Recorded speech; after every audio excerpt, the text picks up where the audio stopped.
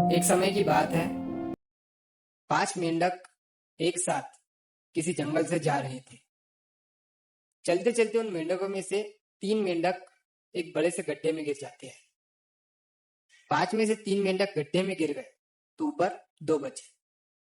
अब गड्ढे में गिरने के बाद वो तीनों मेंढक ऊपर चढ़ने की बहुत कोशिश करते हैं, लेकिन वो गड्ढा बहुत बड़ा था। उस गड्ढे से बाहर निकलना इतना आसान नहीं।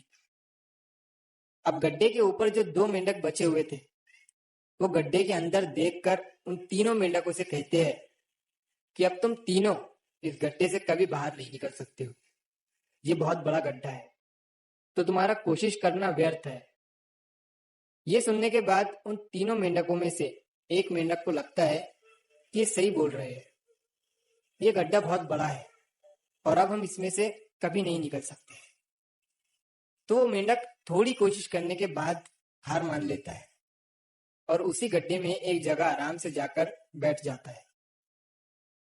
अब बाकी जो 2 मेंढक थे, वो अभी भी ऊपर चढ़ने की कोशिश कर रहे थे।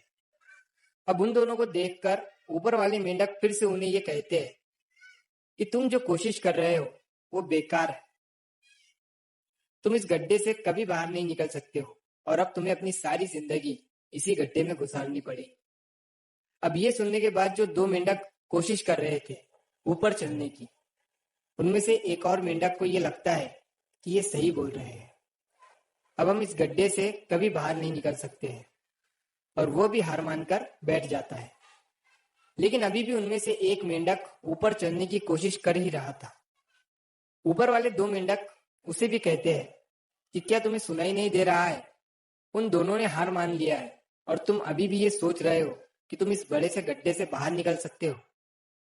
वो ऊपर वाले दोनों मेंढक उसे बोलते रहे, लेकिन उनकी बातों का उस मेंढक पर कोई असर नहीं हुआ और वो मेंढक कोशिश करता रहा और कोशिश करते करते वो उस गड्ढे से बाहर निकल गया। अब उसे वो सारे मेंढक देख रहे थे कि ये बाहर कैसे निकल गया। मैं आपको बताता हूँ कि वो मेंढक बाहर कैसे निकला। वो मेंढक इस बड़े गड्ढे से इसीलिए बाहर निकला क्योंकि वो मेंढक बहरा था, उसे कुछ सुनाई नहीं देता था। तो इस कहानी से हमें ये सीख मिलती है कि जब हम जिंदगी में कुछ अच्छा करते हैं तो बहुत लोग आते हैं हमें रोकने के लिए, तरह तरह की बातें करते हैं। लेकिन अगर आपको अपने काम में कामयाबी हासिल करनी है तो बहरे बन जाओ। उनकी बातों का अपने ऊपर कोई असर ही मत होने दो, क्योंकि सबसे बड़ा रोग क्या कहेंगे लोग।